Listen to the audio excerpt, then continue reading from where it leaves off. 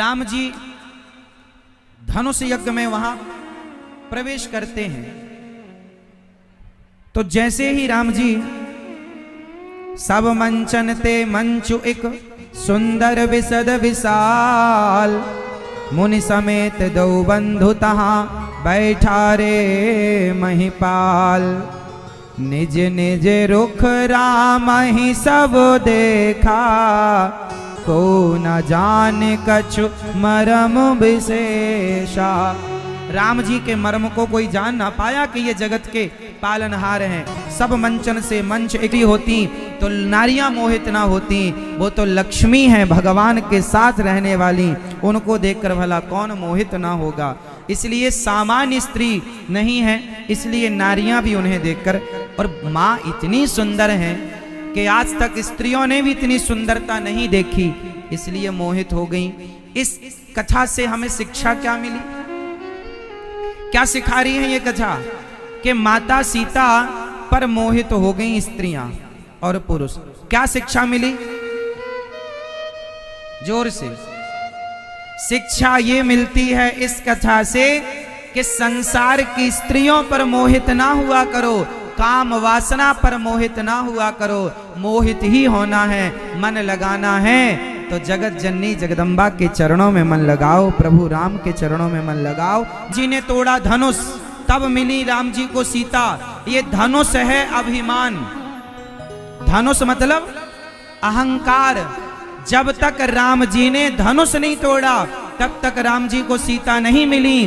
तात्पर्य ये निकला, भाव ये है, मैसेज ये है हमारे और आपके लिए कि जब तक आप अपने जीवन के अभिमान को नहीं तोड़ेंगे तब तक आपको भक्ति की प्राप्ति। राम को भी भक्ति तब मिली जब उन्होंने अपने धनुष रूपी अभिमान को तोड़ दिया। धनुष रूपी अभिमान को तोड़ोगे तो क्या मिलेगा? भक्ति। आपको भक्ति क्यों नहीं मिलती? क्योंकि अभिमान बहुत है। मैं भी कुछ हूं, मैं ये हूं, मैं वो। जब तक व्यक्ति अपना अभिमान नहीं मिटाएगा तब तक वो भक्ति प्राप्त ही नहीं कर सकता। अच्छा, एक बात और है,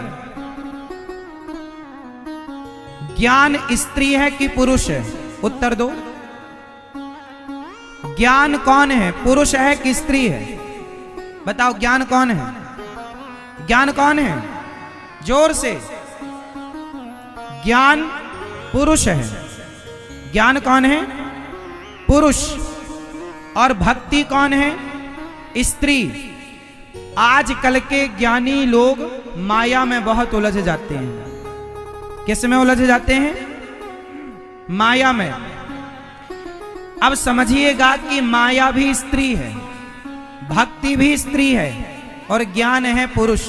इसलिए ज्ञानी व्यक्ति माया में इसलिए उलझ जाता है क्योंकि पुरुष का स्त्री में उलझना स्वाभाविक है। लेकिन स्त्रियां कभी स्त्रियों में नहीं उलझती, इसलिए ज्ञानी व्यक्ति माया में उलझ जाता है। पर भक्त आदमी जिसके अंदर भक्ति है, भक्त कभी माया में नहीं उलझता, क्योंकि भक्ति स्त्री है और माया भी स्त्री है, और नारी न मोह नारी के रूपा।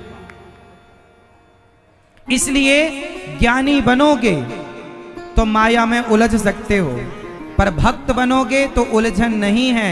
इसलिए भगवान को पाना है तो ज्ञानी बनकर नहीं, भक्त बनकर के पालो। धनुष तोड़ दो आप लोग अपने अभिमान का, अपने एटीट्यूड का धनुष तोड़ दो। राम जी ने धनुष तोड़ा, जय जयकार हुई, सीता माता आई और माला वरमाला लेकर आई। अब सीता मैया थोड़ा कद में छोटी सी थी, राम जी थोड़ा लंबे से थे, तो अब माला कैसे पहनाए? तो सीता मैया ने थोड़ा इशारे से कहा, सरकार झुक लो। राम जी बोले, नहीं झुकेंगे नहीं हम। सीता मैया बोली, तो फिर कैसे काम बने, हम माला कैसे पहनाएं? राम जी बोले, आप जानो आपको कैसे पहनाना है माला।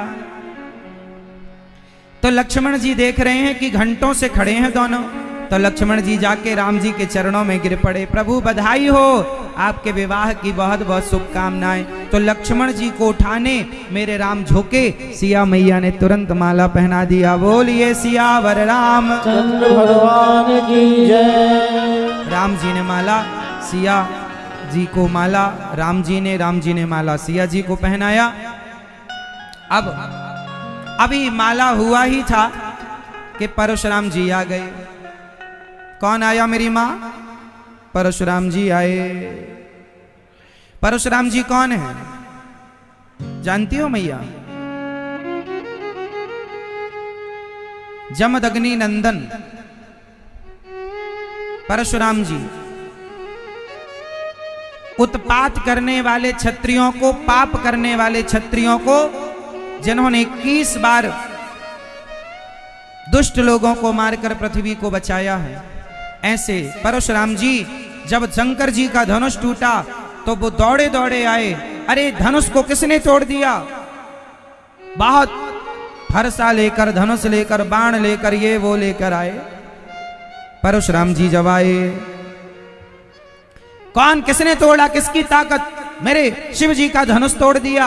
राम जी ने आगे बढ़कर कहा, नाथ शंभु धनु भंजनिहारा, हुई है को एक दास तुम्हारा। हे प्रभु, कोई आपका दास ही होगा जिसने इस धनुष को तोड़ा है। आप आज्ञा कीजिए, क्या कहना चाहते हैं? आज मेरे हाथों से वो बचेगा नहीं जिसने मेरे शिव जी के धनुष को तोड़ दिया। लक्ष्मण जी ने कहा, बाबा जी, राम जी प्यार से बोल रहे हैं, तुम गुस्से में बोल रहे हो। तो लक्ष्मण जी भिड़ गए। लक्ष्मण जी बोले, बताओ, हमने तो ऐसे धनुष बचपन में बहुत तोड़े हैं, तब तो तुम्हें गुस्सा नहीं आया? अरे बच्चा, तू इस धनुष को सामान्य धनुया बताता है, ये शंकर जी का धनुष है। लक्ष्मण जी ने कहा, क्षत्रियों के लिए तो धनुष धनुष होता है, चाहे शंकर जी का हो या किसी का हो। लो भैया, परशुराम जी का गुस्सा 7वें आसमान में चला गया। तू जानता नहीं मुझे, मैं कौन हूं? मैंने 21 बार क्षत्रियहीन की है पृथ्वी को। लक्ष्मण जी बोले, खूब जानते हैं, तुम वही परशुराम जी न हो जिसने अपनी मां का सिर काट दिया था। अब परशुराम जी चुप हो गए। इन्होंने अपनी मां का सिर काट दिया था अपने पिता के कहने पर, बाद में फिर जोड़ दिया था। कथा आप सब जानते होंगे। तो तुम वही परशुराम हो ना? अब लो लक्ष्मण जी बहुत गुस्से में परशुराम जी आ गए। बच्चा, तू बहुत बोल रहा है। बहुत गुस्सा आया, बहुत बातें हुई। अंत में राम जी ने कहा, प्रभु, आपका दास आपके सामने खड़ा है, धनुष तोड़ने का अपराध हमने किया है, दंड दीजिए। परशुराम जी जान नहीं पाए कि ये भगवान है। जब राम जी ने जनाया तो जाने। देखो परशुराम जी जैसे, अब यहां एक संदेश क्या है, सीख क्या है, हमारे लिए शिक्षा क्या है? सोचो कि परशुराम जी जो स्वयं भगवान के अवतार हैं, 24 अवतारों में एक, वह परशुराम जी भी राम को नहीं जान पाए। कब तक बताओ, कब तक नहीं जाने? जोर से बोलो। परशुराम जी राम को कब तक नहीं जाने? जोर से।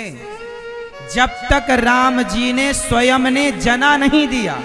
सोचो कि परशुराम जी जैसे लोग राम को नहीं जान पाए, तो हमारी और आपकी बुद्धि कितनी है जो राम को हम और आप जान पाएंगे? हाँ, परशुराम जी कब जाने? मां,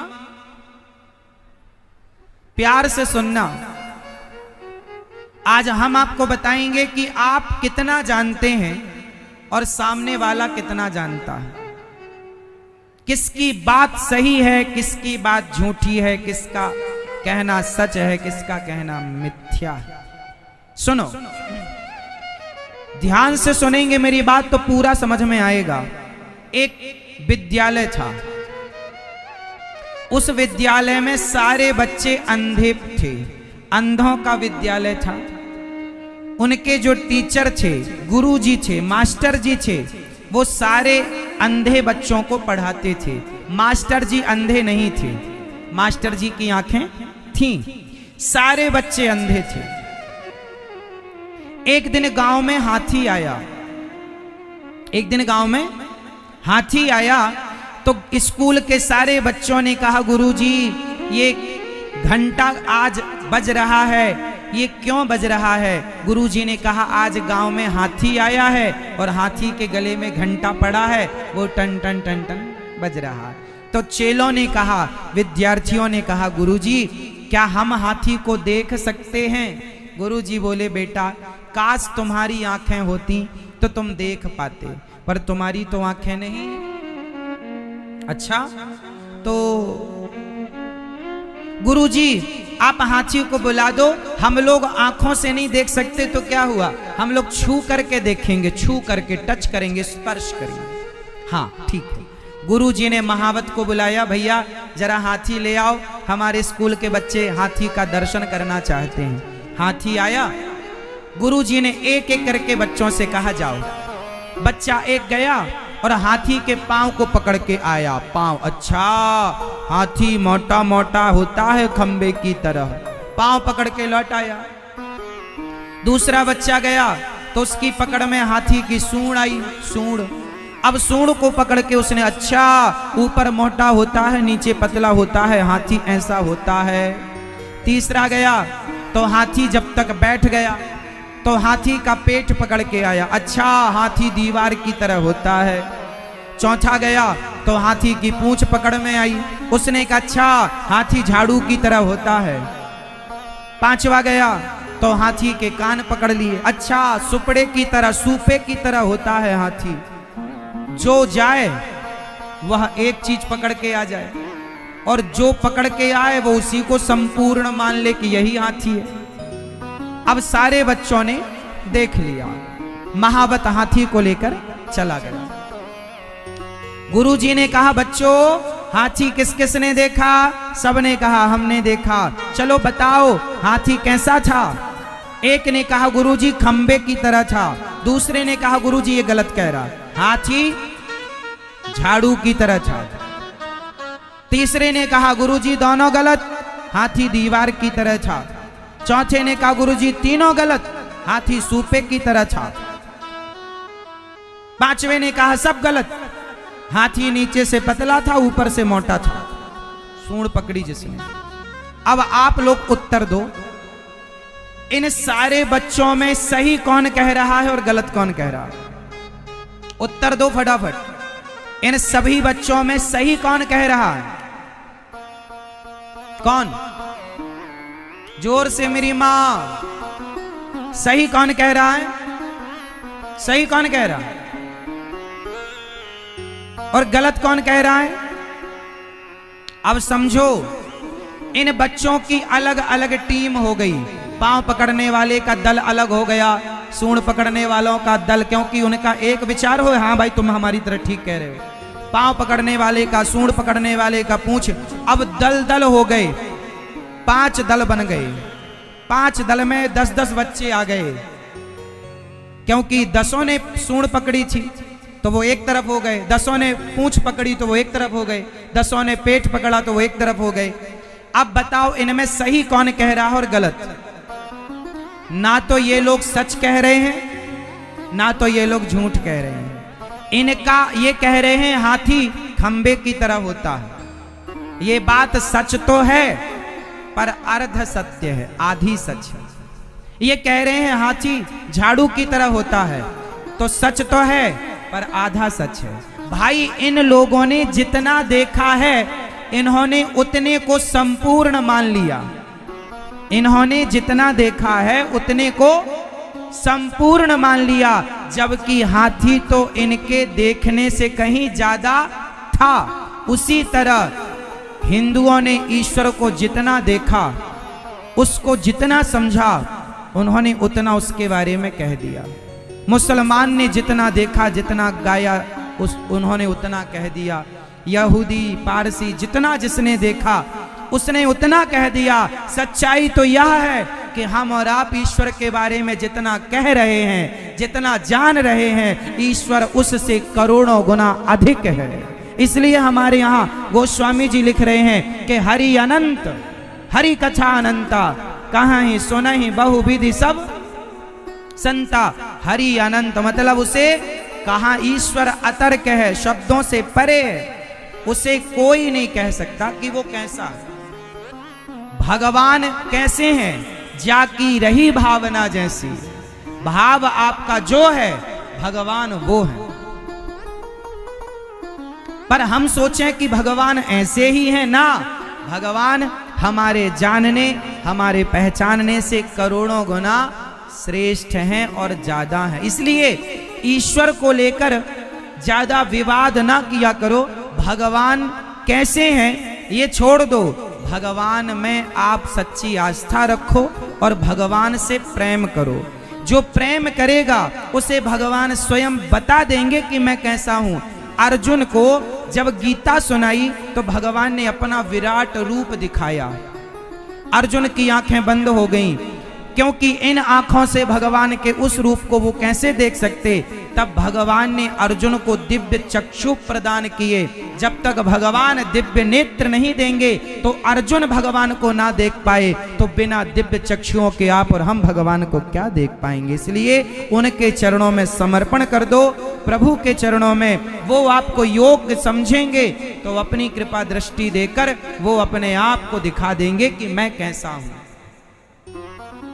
विवाद में ना उलझो भगवान को लेकर। ईश्वर विवाद का विषय नहीं है।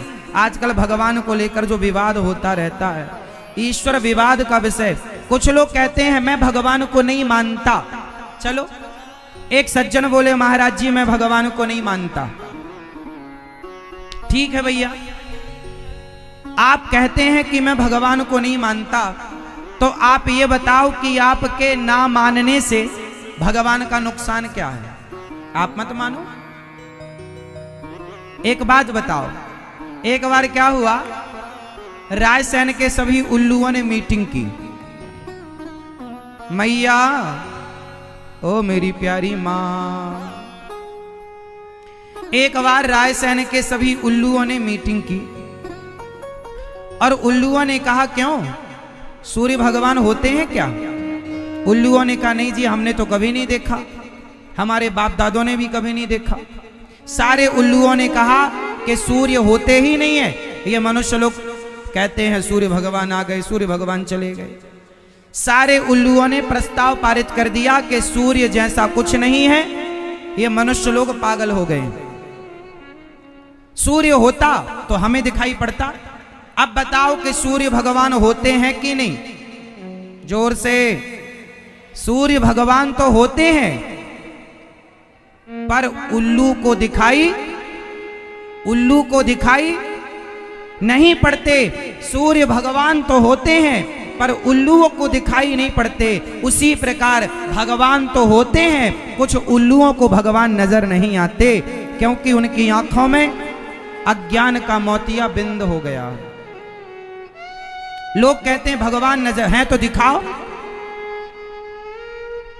हमसे तो कोई कहता है कि दिखाओ तो हम तो दिखा भी देते हैं। एक बार क्या हुआ, आप लोग यदि हमसे कहो कि दिखाओ तो हम दिखा भी सकते हैं आपको। मैया ओ मेरी प्यारी मां, सुनो, ध्यान से सुनना। एक राजा था। मैं आपके कुछ प्रश्नों का उत्तर दे रहा हूं जो बड़े गंभीर हैं, जरा सुनने की कोशिश कीजिएगा, समझने की कोशिश। एक राजा था। उस राजा ने अपने नगर में घोषणा करा दी कि यदि भगवान हैं तो मुझे दिखाओ। जितने भक्त लोग थे, जितने संत थे, जितने साधु थे, ब्राह्मण थे, भक्त लोग, वैष्णव थे, उन सबको बुलाया राजा ने। ए सब यहां आओ। सब आए द्वार पर, दरबार में। राजा ने कहा 1 महीने का समय देता हूं तुम सबको। कितने महीने का? यदि तुमने 1 महीने में मुझे मेरे 3 प्रश्नों का उत्तर दे दिया तब तो मैं मंदिर रहने दूंगा, मूर्तियां रहने दूंगा, वरना सारी मूर्तियां मैं हटवा दूंगा मंदिरों से। राजा बड़ा दुष्ट था, किसी की नहीं सुनता। राजा ने कहा मेरे 3 सवाल सुनो। राजा के 3 सवाल क्या क्या थे वो ध्यान पूर्वक सुनो और समझो। राजा का पहला सवाल था कि भगवान कहाँ हैं और हैं तो दिखाई क्यों नहीं पड़ते? पहला सवाल। राजा का दूसरा सवाल, भगवान यदि हैं, महाराज बताओ ये दूध से भरा कटोरा है, बताइए आपको इस कटोरे में क्या दिखाई पड़ रहा है? राजा ने कहा मुझे इस कटोरे में दूध दिखाई पड़ रहा है। लड़की ने कहा महाराज आप कह रहे हैं कि आपको दूध दिखाई पड़ रहा है, पर मुझे तो इस दूध में मक्खन दिखाई पड़ रहा है। आपको कटोरे में दूध दिख रहा है, मुझे मक्खन दिख रहा है। राजा बताइए मेरी बात गलत है क्या? क्या इस दूध में मक्खन नहीं है? बताइए महाराज, क्या इस दूध में मक्खन नहीं है? बताओ आप लोग, क्या इस दूध में मक्खन नहीं है? जोर से उत्तर दो। राजा ने कहा हां मक्खन है, इस दूध में मक्खन है। लड़की ने कहा इस दूध में मक्खन है, लेकिन आपको दिखाई क्या पड़ा? आपको दूध दिखाई पड़ा, मुझे मक्खन दिखाई पड़ा। राजा साहब जैसे दूध में मक्खन है, उसी तरह इस सृष्टि के कण कण में भगवान ऐसे ही समाये हैं जैसे दूध के कण कण में मक्खन समाया हुआ है। आपको दूध दिखाई पड़ा, हमें मक्खन दिखाई पड़ा। आपको मक्खन नहीं दिखा, इससे यह सिद्ध नहीं होता कि दूध में मक्खन नहीं है। आपको नहीं दिखा, यह सही है कि आपने नहीं देखा, पर है। उसी तरह ईश्वर परमात्मा कण कण में है, आपने नहीं देखा, यह बात सही है। लेकिन आपके ना देखने से यह सिद्ध नहीं होता कि भगवान नहीं है।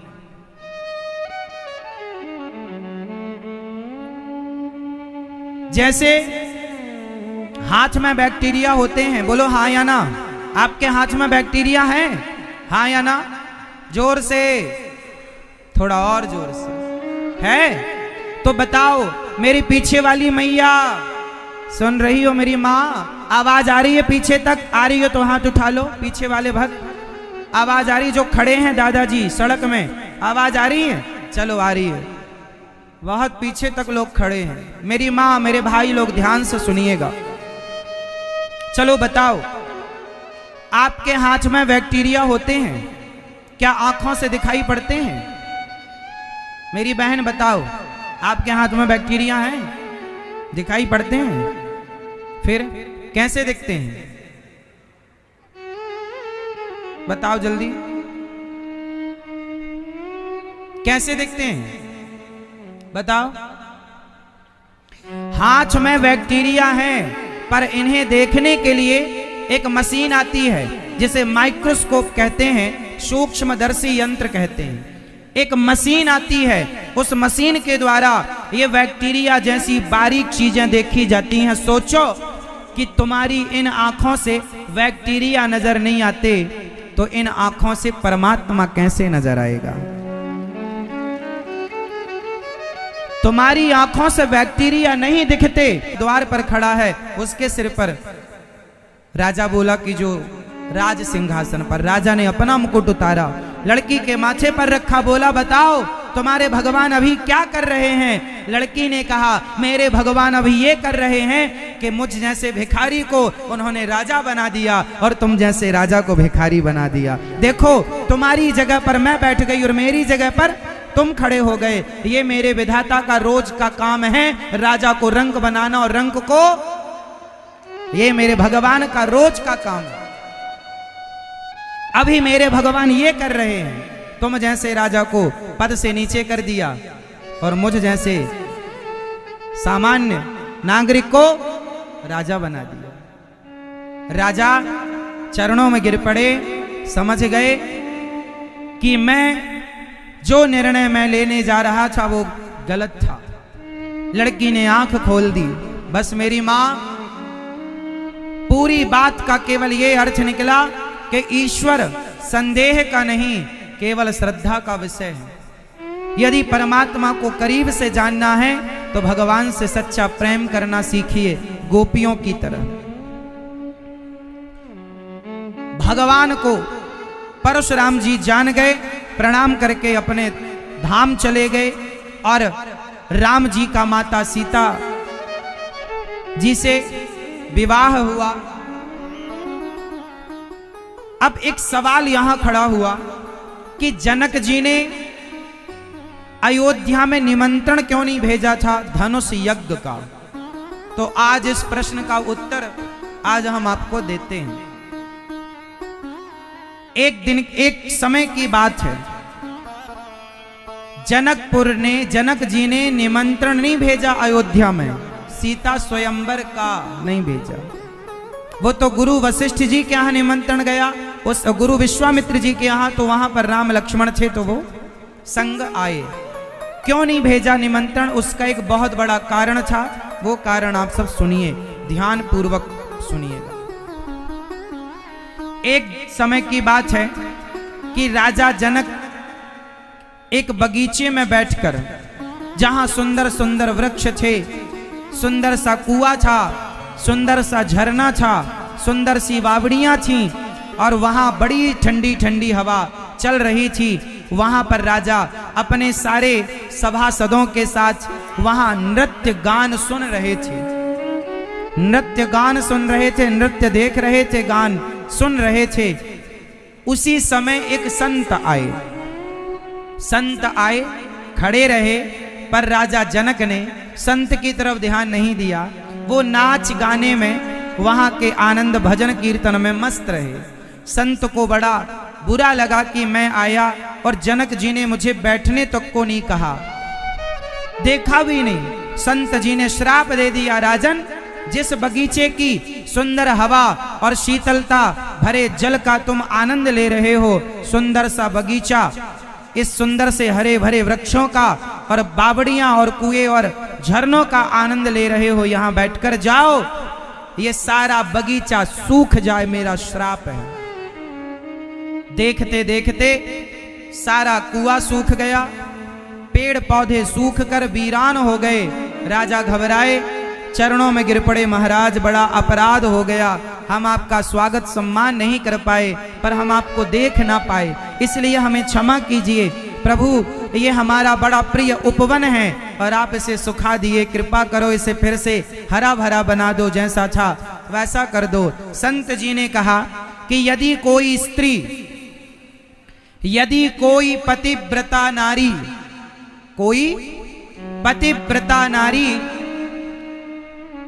कच्चे धागे की रस्सी बनाए और उसमें कच्चा घड़ा बांध करके इस कुएं से पानी भर करके और इस पूरे उपवन में सींच देगा, तो ये पूरा बगीचा पुनः हरा भरा हो जाएगा। अब समझ रहे हैं शर्त क्या है? कच्चा धागा, कच्चा सूत जानते हैं, कच्चा धागा होता है, बिल्कुल कच्चा, ऐसे हाथ से टूट जाता है, उस कच्चे सूत की रस्सी बनानी है। और कच्चा घड़ा मतलब कुम्हार ने घड़ा बना दिया पर उसे पकाना नहीं है, कच्चा घड़ा, उसमें रस्सी बांधो ये वाली कच्चे सूत की और कुएं से पानी भरो। कौन भर सकता है? पतिव्रता नारी। कोई पतिव्रता नारी कच्चे धागे की, कच्चे सूत के कच्चे धागे से कच्चे घड़े में रस्सी बांध करके और जल से पानी निकाल कर बगीचे में डालेगी, तो ये बगीचा हरा भरा हो जाएगा। अब जनक जी ने अपनी पत्नी की तरफ देखा कि तुम ही हो पतिव्रता, तो वो पतिव्रता तो थी, पर उन्हें डर लग रहा था कि यदि धागा टूट गया, कच्चा ही है, तो बड़ी हंसी होगी समाज में। पतिव्रता तो वो थी, कोई संदेह नहीं, पर कोई स्त्री तैयार ना हुई। अब जनक जी को लगा क्या करें, पूरे नगर में ढिंडोरा पिटवाया कि जो स्त्री पतिव्रता है वो ये काम करे, उसे खूब धन धान्य दिया जाएगा। कोई तैयार ना हुआ, और काम करना था पतिव्रता स्त्री को। अब जनक जी के परम सखा परम मित्र थे श्री दशरथ जी, तो दशरथ जी को एक चिट्ठी लिखी। उस समय माता कौशल्या को पूरे देश में जाना जाता था कि इनसे बड़ी पतिव्रता कोई नहीं। माता कौशल्या जी का नाम बड़ा प्रसिद्ध था। तो जनक जी ने पत्र लिखा कि आप अपनी पत्नी कौशल्या मैया को लाओ और हमारी थोड़ी ये समस्या हो गई है। आप कौशल्या मैया यदि कच्चे घड़े और कच्चे सूत से रस्सी बनाकर यदि उसे निकाल के पानी सिंचित कर देंगी बगीचे में तो ये हरा भरा हो जाएगा। कौशल्या मैया, दशरथ जी को पत्र मिला। दशरथ जी ने कौशल्या मैया से कहा कि कौशल्या आप जाओ और जनक जी के यहाँ ऐसा काम है, आप जरा करके आओ। दशरथ जी की आज्ञा थी। माता कौशल्या मैया तैयार होने लगी और माता कौशल्या मैया तैयार हो रही थी कि उनके कमरे में जो झाड़ू पोंछा लगाने वाली एक दासी थी, उसने पूछा कि माँ आज आप कहाँ जा रहे हैं? तो कहाँ जा रहे हैं आप? कौशल्या मैया ने कहा कि आज जनकपुर जा रहे हैं, ऐसा ऐसा काम है, ऐसा ऐसा काम है, जा रहे हैं। तो जो झाड़ू पोंछा लगाने वाली सखी थी, दासी कौशल्या मैया की, उसने कहा माँ इतने से काम के लिए आप क्यों परेशान हो रही हो, ये काम तो मैं ही करके आ जाती हूं। दशरथ जी से कौशल्या माँ ने कहा कि वो हमारी ममता जा रही है, ममता नाम था। दशरथ जी ने कहा ठीक है, यदि वो जा रही है तो वो कर आए, काम ही तो करके आना है। अब लो भैया, दशरथ जी ने बड़े रथ पर बड़ी सेना के साथ कौशल्या मैया की दासी को भेज दिया जनकपुर। अच्छा, जनक जी को क्या लगा कौशल्या मैया आई हैं, और वो दासी भी इतनी सुंदर थी कि कामदेव की रति को फेल कर रही थी। जनक जी ने देखा, वाह वाह, बाजे बजे, कौशल्या मैया आई, कौशल्या मैया आई।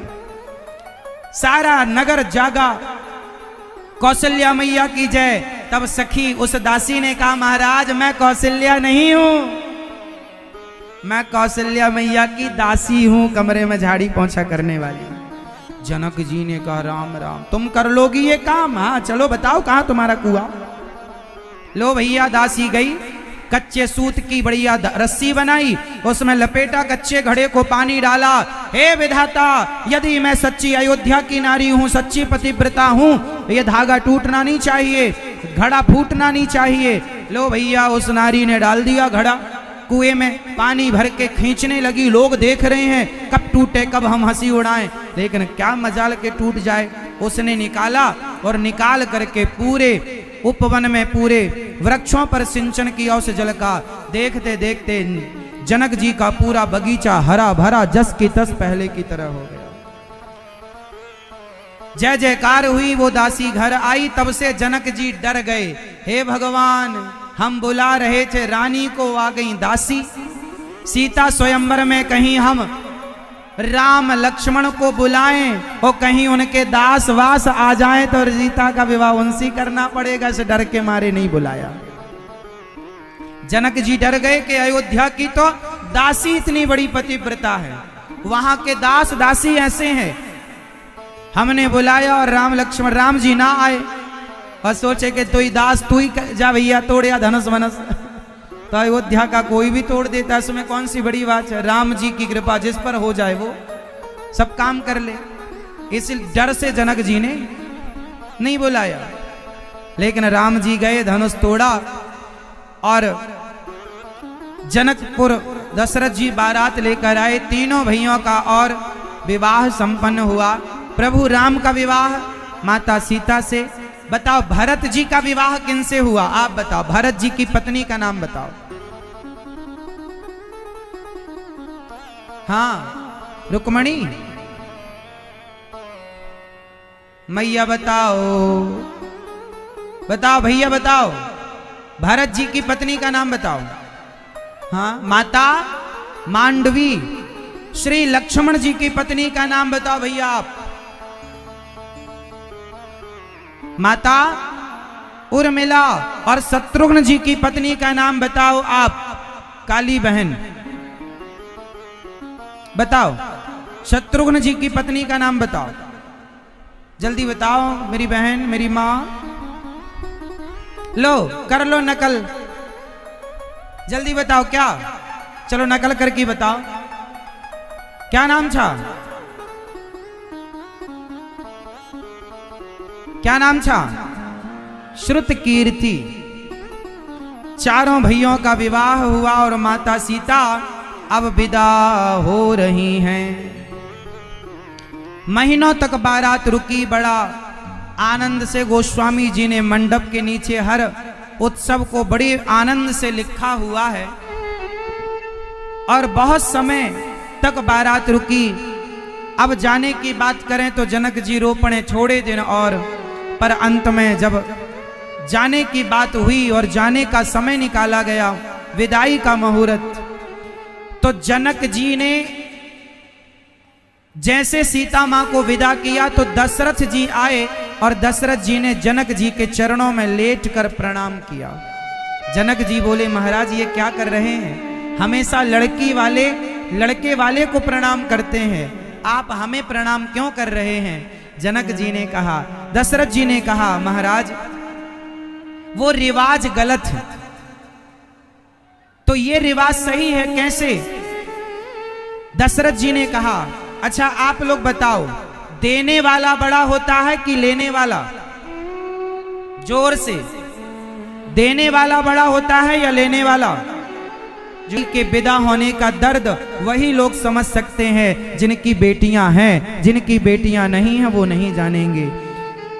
जिसके पैरों में विमाई फटी ही नहीं वो पीर पराई क्या जाने, और जिसने बेटी को जन्म दिया ही नहीं वो बेटी की विदाई क्या जाने। बेटी, आजकल दहेज मांगा जाता है, हमें इतना दहेज चाहिए, हमें ये चाहिए, हमें वो चाहिए। एक बात बताओ, आपके यहां दहेज की परंपरा है? यहां लिया दिया जाता है, हाँ या ना? बोलो, बताओ दहेज लेना सही है? यदि लड़की का पिता अपनी इच्छा से कुछ दे तो ले लेना चाहिए। लड़की का पिता अपनी इच्छा से कुछ दे तो ले लेना चाहिए, मांगना नहीं चाहिए। मांगना, मांगे से मरना भला, मत मांगो कोई भीख, बिन मांगे मोती मिले, यह सतगुरु की सीख। अच्छा बताओ, मंदिर के बाहर जो बैठे होते हैं मांगने के लिए, उन्हें क्या कहते हैं? जोर से, जोर से, भिखारी। मंदिर के बाहर जो बैठकर मांगते हैं उन्हें कहते हैं भिखारी। और कोठी बंगलों में बैठकर जो दहेज मांगते हैं उन्हें आप क्या कहेंगे? जोर से, क्या वो ही भिखारी हैं जो मंदिर के बाहर मांगते हैं? क्या वो भिखारी नहीं है जो दहेज मांगते हैं? आजकल तो लोगों के पास जितना है उससे ज्यादा मांगते हैं। बेटा बड़े पद पर है, बड़ा काम करता है तो और ज्यादा पैसा मांगता है। क्यों जी? मांगने से क्या होगा? धन्ना सेठ हो जाओगे। मंदिर के बाहर जो पैसे मांगते हैं वो भिखारी होते हैं, और जो दहेज मांगते हैं वो भिखमंगे होते हैं। वो कौन होते हैं? भिखमंगे। आप में से कितने हैं भिखमंगे बताओ, जिन्होंने दहेज ले लिया है? मत लेना मेरी मां। अपने बेटों को इतना योग्य बनाना, अपनी बेटियों को इतना योग्य बनाना कि तुम्हें कभी किसी के सामने हाथ फैलाने की जरूरत ना पड़े। अपने बेटों को इतना योग्य बना दो कि लड़की के बाप के आगे हाथ फैलाने की जरूरत ना पड़े। स्वावलंबी बनो, सेल्फ डिपेंड बनो, आत्मनिर्भर बनो। और ससुर और दहेज देने वाला तुम्हें क्या देगा? तुम में काबिलियत है, कमा लो। क्या मांगते हो भिखमंगों की तरह? ससुर जी गाड़ी दे दो। तुम्हारे बाप में तो दम थी नहीं गाड़ी देने की, तुम्हें ससुर से मांग रहे हो भीख। तुम्हें शर्म भी नहीं आती? डूब मर जाओ पानी में। अपने बाप से कहो कि बाप तुम गाड़ी दिलाओ। बाप में तुम्हारे तो दम ही नहीं है, ससुर दिलाए तुम्हें गाड़ी। गाड़ी में घूमना है तो अपनी मेहनत की कमाई की गाड़ी लो। ससुर की गाड़ी में घूमोगे तो गाड़ी ससुर की रहेगी, तुम ड्राइवर कहलाओगे, सिर्फ ड्राइवर। इससे तुम्हारा स्टेटस कोई हैवी हाई नहीं होने जा रहा। इसलिए जितना चादर है उतना पांव पसारो, जरूरत से ज्यादा डिमांड ना करो। मांगना अच्छा नहीं है। पैसे कमाओ, अपने बल से कमाओ, अपनी मेहनत से कमाओ। गाड़ी खरीदो, अपने बल पर खरीदो। मांगने से क्या है साहब? मैं मांग कर 56 भोग खाऊं, उससे अच्छा है अपनी मेहनत की नमक रोटी खाऊं। मेहनत की नमक रोटी अच्छी है, मांगे 56 भोग अच्छे नहीं है। एक लड़का, एक घटना, आप ये मान लो कि ये घटना रायसेन जिला की है। किस गांव की है वो मैं आपको नहीं कहूंगा। एक लड़की का पिता था, सच्ची घटना मैं आप लोगों से कह रहा हूं, सुनिएगा। एक लड़की का पिता अपनी बेटी का विवाह तय करता है। सही वक्त पर बारात आती है, मंडप के नीचे शादी की रस्म चल रही थी कि अचानक लड़का बोल पड़ा कि मुझे तो कार चाहिए, 4 चक्के की गाड़ी चाहिए। लड़की का पिता बड़ा सामान्य घर से था, 10-20 हजार की नौकरी करता था, छोटा सा घर था, एक बेटा और एक ही बेटी थी। बेटा छोटा था, बेटी बड़ी थी। शादी हो रही थी, लड़का मचल गया, मुझे तो कार चाहिए। बेचारा लड़की का बाप बोला, दामाद जी हमारी आपसे ऐसी तो कोई बात हुई नहीं थी, हम गाड़ी कहां से दे दें? नहीं, हमें दो, वरना हम बारात वापस लेकर जा रहे हैं। अब लड़की का बाप बेचारा क्या करे? उसे लगे कि मेरी बेटी की बारात मंडप से लौट जाएगी तो समाज में बड़ी नाक कटेगी, मेरी बेटी से विवाह करेगा कौन? बेचारा बाप अपना घर उसने गिरवी रख दिया। घर गिरवी रखा और घर गिरवी रखकर जो पैसे मिले उससे उसने गाड़ी सवेरे खरीदी। उस गाड़ी पर वो लड़का बैठकर गया, लड़की विदा हुई। बाप तो बाप है, क्या करता बेचारा? घर ही उसने रख दिया, गिरवी दे दिया, गाड़ी दी। 8-10 लाख की गाड़ी उसकी औकात के अनुसार खरीद कर उसने दे दी। अब गाड़ी पर वो लड़का गया। एक दिन वो लड़का बड़ी तेज गाड़ी चला रहा था, उसकी पत्नी बगल में बैठी थी। तो पत्नी बोली, जरा धीरे चलो, जरा धीरे चलो, जरा धीरे चलो। वो तो बस दहेज की गाड़ी थी, तेज चलाई जा रहा।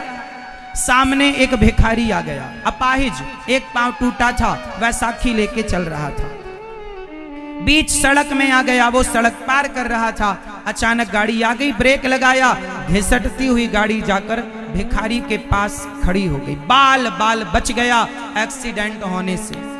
साहब गाड़ी से निकले और भिखारी से बोला, क्यों रे भिखारी हो, तुम कमा के खा नहीं सकते? जब देखो कटोरा लिए घूमते रहते हो। वो सड़क पार कर रहे थे, अंधे हो गए हो, देख नहीं सकते?